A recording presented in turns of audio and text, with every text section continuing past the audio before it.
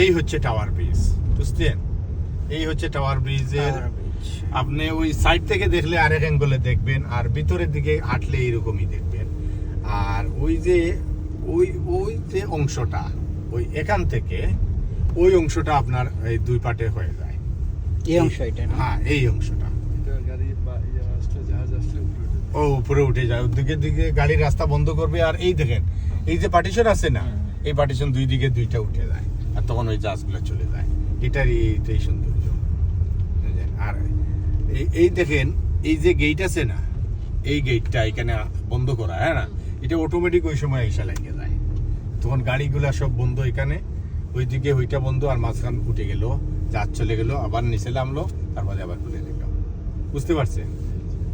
এটার উপরে কি ওঠা যায় না? হ্যাঁ হ্যাঁ, উপরে মিউজিয়াম আছে, উপরে উঠতে পারবেন, দেখতে পারবেন। টিকিট করে ঢুকতে হয়, বেশি না, 2 পাউন্ড না 5 পাউন্ড টিকিট।